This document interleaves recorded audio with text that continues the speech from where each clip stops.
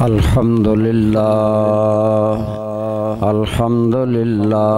رب العالمین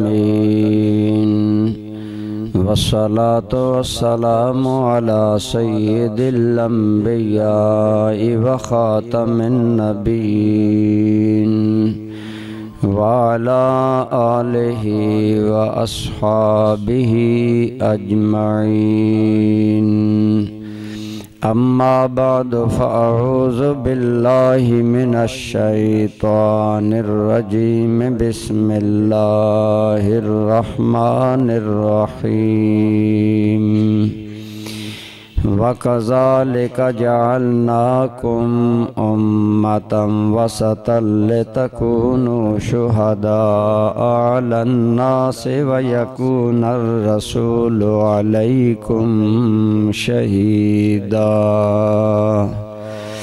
صدق اللہ مولانا العظیم صدق وبلغنا رسوله النبی الأمی الأمین الحبیب الکریم اللہم صل علی محمد وعلی آل محمد کما صلیت علی ابراہیم وعلی آل ابراہیم انکا حمید مجید اللہم بارک علی محمد وعلی آل محمد کما بارکت علی ابراہیم وعلی آل ابراہیم انکا حمید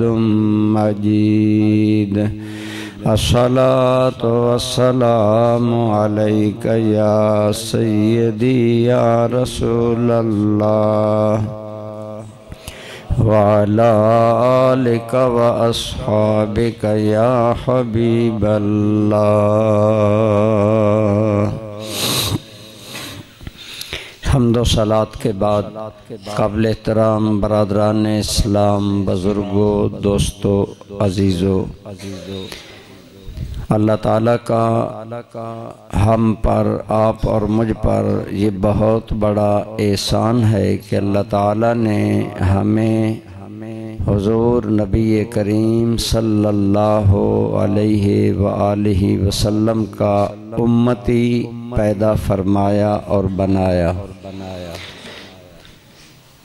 اللہ تعالیٰ قرآن کریم میں فرماتے ہیں وَكَذَلِكَ جَعَلْنَاكُمْ أُمَّةً وَسَطًا، اسی طرح ہم نے تمہیں امت وسط بنایا۔ وسط آپ جانتے ہیں دو چیزوں کے درمیانی، کسی چیز کے درمیانی حصہ کو وسط کہا جاتا ہے۔ ایک جانب ایک سائیڈ ہوتی ہے، دوسری جانب دوسری سائیڈ ہوتی ہے، درمیانی حصے کو وسط کہتے ہیں۔ اور جو وسط ہوتا ہے وہ کسی بھی چیز کا بہتر ہوتا ہے۔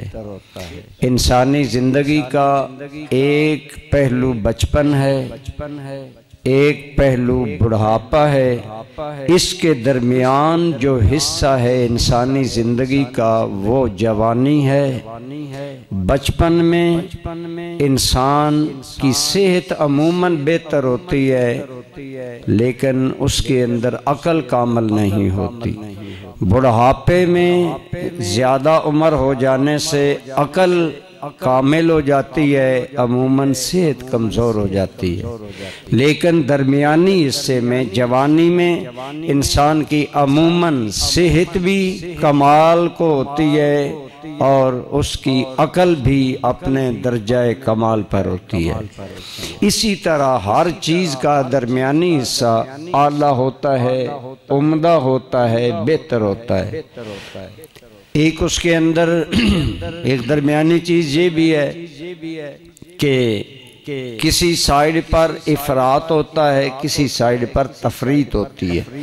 افراط ہوتا ہے زیادتی، تفریط ہوتی ہے کمی، لیکن جس چیز میں نہ افراط ہو نہ کمی ہو بلکہ متوازن اور معتدل وہ چیز ہو، وہ ہمیشہ بہتر ہوتی ہے۔ اگر موسم شدید گرم ہو ہم تب بھی اکتا جاتے ہیں، اور اگر موسم شدید ٹھنڈا ہو تو ہم تب بھی اکتا جاتے ہیں۔ جب درمیانہ موسم بہار آتا ہے تو ہر کوئی اسے پسند کرتا ہے۔ وسط اور درمیانی چیز بہتر بھی ہوتی ہے اور افراط و تفریط سے پاک بھی ہوتی ہے۔ اللہ تعالیٰ نے اگرچہ ہمیں آخری امت بنایا، نبیوں میں سے ہمارے آقا آخری نبی ہیں اور ہم آخری امت ہیں۔ آپ صلی اللہ علیہ وسلم نے فرمایا انا آخر الانبیاء وانتم آخر الامم، اے لوگو میں اللہ کا آخری نبی ہوں اور تم امتوں میں سے آخری امت ہو۔ لیکن عقائد کے حوالہ سے، نظریات کے حوالہ سے اور جو دین اور شریعت ہمیں ملی اس اعتبار سے ہماری شریعت میں توازن ہے، اعتدال ہے اور وسط ہے۔ اس لیے اللہ تعالیٰ نے فرمایا ہم نے تمہیں امت وسط بنایا ہے۔ شرعی احکام امتوں کے الگ تھلگ رہے، بعض امتوں کے احکام سخت تھے، بعض امتوں کے احکام میں بہت نرمی تھی۔ حضور کی امت کے احکام میں اللہ تعالیٰ نے اعتدال رکھا ہے، درمیانہ پن رکھا ہے۔ تو یہ اللہ تعالیٰ کا احسان ہے اس امت پر کہ ہمیں اللہ تعالیٰ نے امت وسط میں پیدا کیا۔ وَكَذَلِكَ جَعَلْنَاكُمْ أُمَّةً وَسَطًا، ہم نے تمہیں امت وسط بنایا ہے۔ وسط میں نہ افراط ہوتا ہے نہ تفریط ہوتی ہے، بلکہ وسط ہمیشہ معتدل اور درمیانی چیز ہوتی ہے۔ الحمدللہ ہمارے عقائد و نظریات میں نہ یہودیت والی شدت ہے اور نہ ہی نصرانیت والی نرمی ہے۔ ہمارے شرعی احکام کے اندر اعتدال ہے، درمیانہ پن ہے۔ مثلاً ایک امت میں جب عورت کے ایام ماہواری آتے تو ان دنوں وہ عورت پر اتنی شدت کرتے کہ عورت کو گھر میں نہیں رہنے دیتے تھے کہ یہ ناپاک ہو گئی، یہ پلید ہو گئی، اس کو مس کرنا تو دور رہا، یہ گھر میں رہے تو نحوست رہے گی۔ ایک امت کے اندر بہت نرمی کہ وہ ایام خاص میں بھی عورت سے قربت پاتی۔ اللہ نے ہمیں درمیانہ حکم دیا، فرمایا جب عورت کے مخصوص ایام آ جائیں تو نہ تو اس سے جماع کیا جائے، کیونکہ وَيَسْأَلُونَكَ عَنِ الْمَحِيضِ قُلْ هُوَ أَذًى فَاعْتَزِلُوا النِّسَاءَ، اے میرے حبیب یہ تم سے سوال کرتے ہیں ہم حیض کے بارے میں ہم کیا کریں؟ آپ ان کو فرمائیں فَاعْتَزِلُوا النِّسَاءَ، تم عورتوں سے الگ ہو جاؤ ان دنوں میں۔ کیوں؟ ہوا اذن، وہ ایام تکلیف کے، عورت کے تکلیف کے دن ہیں۔ اذان کے لفظ کے اندر دو معنی ہے، تکلیف عورت کو اور گندگی، اور اس کے اندر پاکیزگی نہیں ہوتی، لہذا اس لیے ان ایام میں عورت سے الگ ہو جاؤ۔ لیکن کیا ہم اسے گھر سے نکال دیں، اسے بول چال بند کر دیں؟ نہیں، ہماری شریعت میں جائز ہے کہ ان مخصوص ایام میں صرف عورت سے قربت نہ حاصل کی جائے، اس کے علاوہ عورت کپڑے دھو سکتی ہے، کھانا تیار کر سکتی ہے، عورت اپنی گفتگو میں سلام دے سکتی ہے، جواب دے سکتی ہے، ذکر الہی کر سکتی ہے۔ جنابت کی حالت میں امت مصطفیٰ کے لیے ضابطہ کیا دیا گیا؟ تمہاری زبان ناپاک نہیں ہوتی۔ حضرت ابو ہریرہ کہتے ہیں میں صبح کا وقت تھا، اتفاق ایسا گلی میں میں اور سرکار آمنے سامنے آ گئے، میں گلی کے دور کارنر پر تھا، حضور نبی رحمت صلی اللہ علیہ وسلم سامنے آ گئے، حضور نے مجھے دیکھا تو سلام دور سے دیا، حضرت ابو ہریرہ غائب ہو گئے۔ دن کو جب ملاقات ہوئی تو سرکار نے فرمایا ابو ہریرہ میں نے تمہیں سلام دیا تھا، تم کہاں گئے؟ حضرت ابو ہریرہ صحابہ کو بتاتے تھے کہ میں جنبی تھا، ناپاک حالت میں تھا، میں نے اس حالت میں رسول اللہ کے سامنے آنا گوارا نہ کیا۔ ادب، انتہا درجے کا صحابہ حضور کا احترام کرتے تھے، ادب کرتے تھے۔ یا رسول اللہ میری حالت ایسی نہیں تھی کہ میں حضور کے سامنے آتا اور حضور کے سلام کا جواب دیتا، تو آپ نے فرمایا نہیں، مومن کی زبان ناپاک نہیں ہوتی۔ اشارہ تھا مومن زبان سے ذکر کر سکتا ہے۔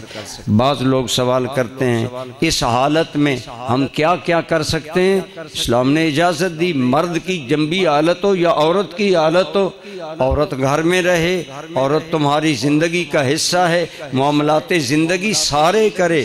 ایون کہ ان ایام میں ہماری شریعت میں صرف عورت کے ساتھ جمع منع کیا گیا ہے، اس کے علاوہ اس سے دل لگی کرنا، محبت، پیار، بوس و کنار سب کچھ جائز کیا گیا۔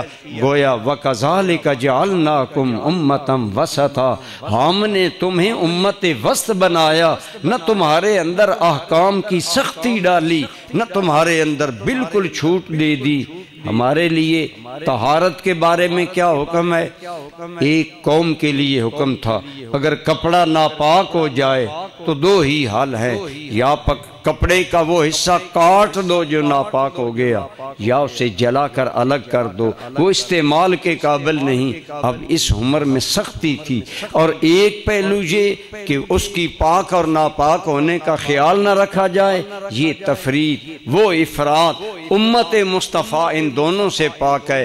فرمایا اے لوگو تم پاک نبی کی امت ہو، پاک رہا کرو، اپنے کپڑے پاک رکھا کرو۔ یا ایھا المدثر قم فانذر وربک وکبر وثیابک فطہر، اے میرے نبی، اے چادر اوڑھنے والے میرے حبیب، اٹھو، لوگوں کو اللہ کی طرف بلاؤ، لوگوں کو اللہ کا پیغام سناؤ، اور اپنے کپڑوں کو پاک کیا کرو۔ ہمارے لیے حکم کیا ہے؟ اگر کپڑا ناپاک ہو جائے، نہ کاٹنے کی ضرورت ہے، نہ جلانے کی ضرورت ہے، لیکن خبردار ناپاک بھی استعمال نہ کرو۔ مالک کیا کریں؟ فرمایا پاک پانی بہا دو، کپڑا پہلے کی طرح دوبارہ پاک ہو جائے گا۔ وَكَذَلِكَ جَعَلْنَاكُمْ أُمَّةً وَسَطًا، ہم نے تمہیں امت وسط بنایا، درمیانی امت بنایا۔ جتنے اسلام کے احکام ہیں ان کے اندر درمیانہ حصہ اس امت کو عقائد میں، اعمال میں، نظریات میں، اور یہی پر تو اہل سنت کو حاصل ہے۔ اہل سنت بھی افراط و تفریط سے پاک ہیں۔ بعض لوگ صحابہ کی محبت میں اتنے سخت ہیں کہ وہ اہل بیت کا نام سن کر جل جاتے ہیں، اور بعض لوگ اہل بیت کے نام کے اتنے شیدائی نظر آتے ہیں کہ وہ صحابہ کا نام سنتے جل جاتے ہیں۔ یہ اہل سنت ہیں جو صحابہ کرام کے بھی غلام ہیں، اہل بیت کے بھی غلام ہیں۔ اسی طرح عیسائیوں نے حضرت عیسیٰ علیہ السلام کے بارے میں اتنی نرمی کی کہ عیسیٰ علیہ السلام کو اللہ کا بیٹا بنا دیا کہ ان کے اندر اللہ کے جلوے ہیں، اللہ نے ڈائریکٹ بغیر باپ کے بنایا، یہ اللہ کے بیٹے ہیں۔ لیکن ادھر عیسائیوں نے عیسیٰ علیہ السلام، یہودیوں نے عیسیٰ علیہ السلام کو قتل کرنے کی کوشش کی، نعوذ باللہ ان کی امی سیدہ مریم کو گالیاں دی، عیسیٰ علیہ السلام کی دشمنی کی۔ ہم امت وسط ہیں، ہم نبیوں کو نہ خدا کا بیٹا مانتے ہیں اور نہ نبیوں کی توہین کرنا گوارا کرتے ہیں۔ ہم کہتے ہیں اللہ یکتا ہے، نہ اس کی بیوی، نہ اس کا بیٹا، نہ اس کا رشتہ دار، اور دوسری جانب نبیوں کو یوں بھی نہیں گراتے کہ ان کی توہین کریں، بلکہ نبیوں کی تعظیم کرتے ہیں، اور یہ تعظیم ہمارے دین کا بنیادی مزاج ہے۔ اللہ تعالیٰ نے جہاں منع کیا کہ نبیوں کو اللہ سے نہ ملاؤ، وہاں امت کو حکم دیا وَتُعَزِّرُوهُ وَتُوَقِّرُوهُ، میرے نبی کی تعظیم بھی کیا کرو، میری نبی کو توقیر بھی دیا کرو، عزت بھی دیا کرو۔ اسی لیے حضرت صدیق اکبر عین حالت نماز میں تھے، حضور آ گئے، صحابہ نے یوں ہاتھ باندھے ہوئے یوں تالی بجائی، آواز پیدا کی، صدیق اکبر سمجھ گئے حضور آ گئے ہیں۔ صدیق اکبر مصلی سے پیچھے ہٹنے لگے، سرکار نے فرمایا کف علی مکانے کا، ابو بکر اپنی جگہ پر ہی کھڑے رہو۔ لیکن صدیق نے احترام میں کیا کیا، اسی حالت میں مصلی چھوڑ کر پیچھے آ گئے۔ حضور نے نماز پڑھائی، بعد میں فرمایا میں نے تمہیں منع کیا تھا، تم پیچھے نہ ہٹو۔ صدیق اکبر کہنے لگے ما کان لابن ابی قحافہ تھا ان یقوم بین یدی رسول اللہ، ابو قحافہ کے بیٹے اور چھوکرے کی کیا حیثیت تھی کہ وہ رسول اللہ کے آگے کھڑا رہتا، ادب یہ۔ لیکن دوسری طرف جب سرکار کا وصال ہوا، صحابہ پریشان ہوئے، حضرت عمر تلوار لے کر کھڑے ہو گئے، حضور کا وصال نہیں ہوا، جو کہے گا حضور فوت ہو گئے میں اس کی گردن قلم کر دوں گا۔ صدیق اکبر آئے، حضور کے رخ انور کو دیکھا، جھک کر حضور کی پیشانی پر بوسہ دیا، پھر صحابہ کو بلایا، صحابہ حضرت صدیق کو محترم سمجھتے تھے، بٹھایا اور مسجد نبوی میں کیا عجیب خطبہ دیا، فرمایا لوگو من کان یعبد محمدًا فقد مات ومن کان یعبد اللہ فہو حی قیوم۔ جو بندہ محمد مصطفیٰ کی عبادت کرتا تھا وہ سن لے کہ محمد مصطفیٰ فوت ہو چکے، اور جو اپنے اللہ کی عبادت کرتا ہے وہ سن لے ہمارا معبود حی بھی ہے، ہمارا معبود قیوم بھی ہے۔ وَكَذَلِكَ جَعَلْنَاكُمْ أُمَّةً وَسَطًا، ہم نے تمہیں امت وسط بنایا۔ وسط درمیانہ حصہ ہوتا ہے اور درمیانہ حصہ اعلیٰ ہوتا ہے، اسی لیے اس کا ایک ترجمہ ہے کہ ہم نے جس طرح تمہارا نبی نبیوں سے اعلیٰ بنایا، جس طرح تمہارا کعبہ قبلوں سے اعلیٰ بنایا، تمہاری کتاب قرآن کتابوں سے اعلیٰ بنائی، اسی طرح کنتم خیر امت، ہم نے تمہیں مصطفیٰ کا امتی بنا کر ساری امتوں میں سے اعلیٰ بنا دی ہے۔ اللہ تعالیٰ نے ہمیں یہ عزت بخشی، ہم امت وسط ہیں، ہم امت خیر ہیں۔ ہمارے اس کے بہت سے پہلو ہیں، اللہ تعالیٰ نے ہمیں یہ عزت دی اور یاد دلایا تم عام لوگ نہیں ہو، تم خاص ہو، تمہارے نبیوں میں خاص، تم امتوں میں خاص، تمہارا ایک کردار ہونا چاہیے، وہ کیا وَكَذَلِكَ جَعَلْنَاكُمْ أُمَّةً وَسَطًا لِتَكُونُوا شُهَدَاءَ عَلَى النَّاسِ۔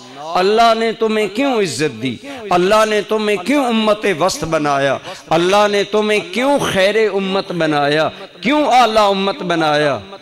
صرف یہ عزت کیش کرنی ہے کہ ہم اعلیٰ امت ہیں، ہم افضل امت ہیں۔ آپ سارے فرش پر بیٹھے ہوئے ہیں، میں ممبر پر بیٹھا ہوں، میری ذمہ داری ہے میں آپ کو گائیڈنس دوں، آپ کی رہنمائی کروں دین کے بارے میں۔ کوئی مقام ملتا ہے نا اس کی ذمہ داری ہوتی ہے۔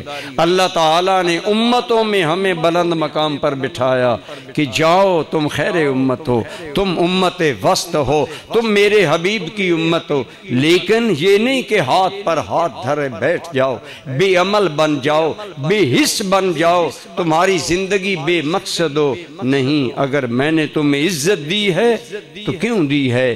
وَكَذَلِكَ جَعَلْنَاكُمْ أُمَّةً وَسَطًا لِتَكُونُوا شُهَدَاءَ عَلَى النَّاسِ، تم وہ ہو جو انسانیت کے سامنے اسلام کی صداقت کی دلیل ہو، تم گواہ ہو، کائنات کے سامنے گواہی دو محمد اللہ کے آخری نبی، قرآن اللہ کی آخری کتاب، اسلام اللہ کا سچا دین۔ اس لیے تمہارا مقام یہ ہے ایسے زندہ رہو کہ تم اسلام کے گواہ بن کر رہو، تمہارا وجود اسلام کا گواہ ہو، تمہاری ذات اسلام کی صداقت کی گواہ ہو، تمہارے وجود تمہیں مل کر لوگ محسوس کریں یہ واقعی وہ لوگ ہیں جو اللہ کے منتخب بندے ہیں، اللہ کے پیارے بندے ہیں، اللہ کے اچھے بندے ہیں۔ ربیع الثانی میں ہم حضور سیدنا غوث اعظم کا ذکر پاک کرتے ہیں۔ سیدنا غوث اعظم کی شخصیت تاریخ اسلام میں ایک نمایاں شخصیت ہے۔ آپ واز فرماتے تھے، اپنے دور کے مطابق تقریر فرماتے تھے۔ آپ واز فرما رہے ہیں، ایک آدمی کھڑا ہوا، کہنے لگا مجھے اجازت ہے میں کوئی بات کروں؟ آپ نے فرمایا ٹھیک ہے کرو۔ وہ آدمی سامنے آیا اور آ کر کہنے لگا اے لوگو، میرا نام ہے سنان ابن مالک، میں بیسیکلی ایک عیسائی آدمی ہوں، لیکن میرے اندر تجسس، تحقیق، جستجو ہے۔ میں مذاہب کا مطالعہ کرتا رہا اور مذاہب کے مطالعہ کے بعد میں اس نتیجے پر پہنچا کہ اسلام سچا مذہب ہے۔ میں اسلام قبول کرنا چاہتا ہوں، لیکن جب اسلام کی تعلیمات پڑھتا ہوں میرا دل کرتا ہے میں مسلمان ہو جاؤں، لیکن جب میں مسلمانوں کا کردار دیکھتا ہوں، انداز حیات دیکھتا ہوں، عموماً میں مسلمانوں کو ملتا ہوں تو میں کہتا ہوں ان سے تو اچھا انسان میں ہوں۔ ایک وقت میرا گزرا اس کشمکش میں، اسلام سچا ہے لیکن مسلمانوں کا کردار اس کی گواہی نہیں دیتا، اب میں کیا کروں؟ تو کہنے لگے لوگوں، مجھے خواب، میں سویا، خواب میں اللہ تعالیٰ نے مجھ پر کرم کیا اور مجھے اللہ تعالیٰ نے عیسیٰ علیہ السلام کی زیارت کروائی۔